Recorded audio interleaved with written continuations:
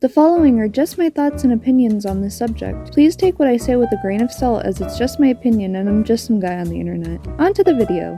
If you're an artist, you've probably come across tips and tricks or art hack videos somewhere online, be it on Instagram, YouTube, Twitter, TikTok, or any other social media sites I'm forgetting. Art tips are rampant on all of them. Today, I'll be explaining why I personally believe that while they can be helpful, they can also be very dangerous. I'm not just going to be hating on all art hacks, however, because some can be useful, but I'm still going to be getting into the bad side of the coin as well. So what are art hacks and tips exactly? Well, art tips are exactly what they sound like. Tips to make your art better. Art hacks are virtually the same thing, but they also imply that you can hack art to become better at art instead of tips which just help you do certain things. It's a small but important distinction to make. Anyways, let's go over the positives of using art hacks and tips.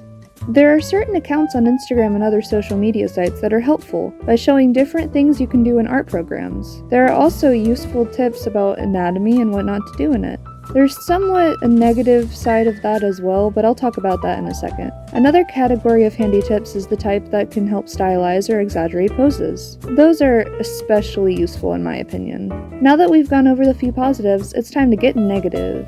So to start this off, let's talk specifically about tips about anatomy and stuff like that. A lot of anatomy tips don't actually explain what the issue is with the anatomy they're apparently quote-unquote fixing. The format I've seen most of the time is that they show a before picture and an after picture where the before one is wrong. However, a lot of the time it just shows two different ways people can do things in art. It all comes down to personal preference, and it can make people feel bad if they use the style in the before picture. It can totally kill someone's creativity and they can start to feel inadequate in their own abilities. Also, using tips can somewhat limit your art because you become too reliant on them. It can also make you too comfortable using tips instead of exploring your own creativity and learning what works best for you.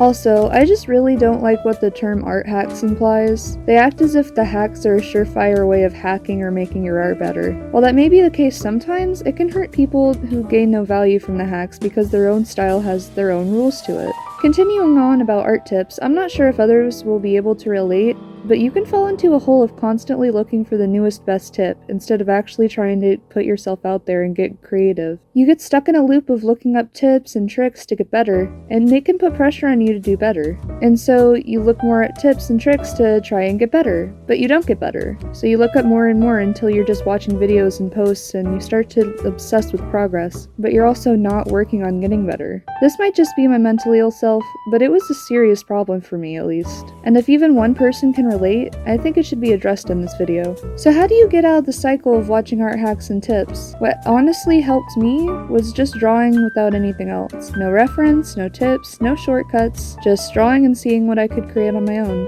It didn't turn out the best, but that wasn't the point. The point was to make something only I could from my own imagination with no outside voices chiming in. I was able to find my style and better develop it when I stopped letting people's tips, tricks, and hacks influence how I viewed my art. That's not to say you should always do this, because references help you get better at art, but that's what helped me when I fell into this pit of art tips. I hope someone out there understands what I mean when I say all this, and if they do, I hope this video helped you. So in conclusion, art tips and hacks can be useful, but also harmful to people's creativity. If you disagree or agree and have a different point to make, please comment down below. If you're interested in my art outside of YouTube, follow me on Instagram. I'll be linking it in the description below. Thank you all so much for watching. Toodles doodles!